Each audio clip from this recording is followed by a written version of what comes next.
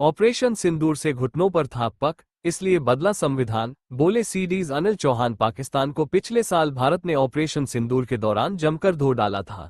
उसके सैन्य ठिकानों को भारी नुकसान पहुंचाया गया था। सीडीज अनिल चौहान ने कहा है कि इसका असर रहा कि पाकिस्तान को अपने सैन्य और संवैधानिक प्रणाली में बड़े बदलाव करना पड़ा। चौहान ने पुणे पब्लिक पॉलिसी फेस्टिवल में बताया कि ऑपरेशन सिंदूर ने पाकिस्तान को अपनी सैन्य और संवैधानिक प्रणाली में बड़े बदलाव करने के लिए मजबूर कर दिया। उन्होंने कहा कि पाकिस्तान के हालिया संवैधानिक संशोधन इस बात का प्रूफ है कि यह अभियान उसके लिए बेहद नुकसानदायक रहा।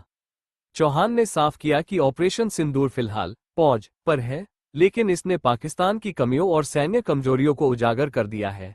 पाकिस्तान ने अपने संविधान के अनुच्छेद 243 में संशोधन करते हुए जॉइंट चीफ्स ऑफ स्टाफ कमे चेयरमैन के पद को समाप्त कर दिया है। इस पद तीनों सेनाओं के बीच बेहतर समन्वय के लिए बनाया गया था।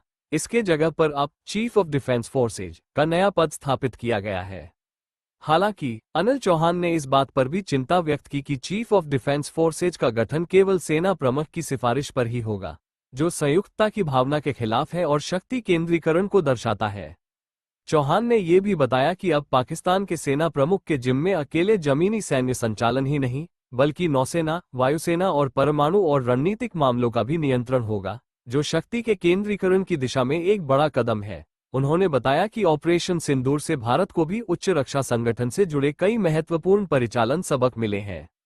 भारत उरी सर्जिकल स्ट्राइक, डोकलाम, गलवान गतिरोध, बालाकोट एयर स्ट्राइक जैसे अभियानों के अनुभवों के आधार पर एक स्ट्रेनला जॉइंट थिएटर कमांड सिस्टम की ओर बढ़ रहा है। प्रणाली को मई 2026 तक पूरी तरह लागू करने का लक्ष्य रखा गया है, लेकिन भारतीय सशस्त्र बल इसे समय से पहले लागू करने के लिए सक्रिय है।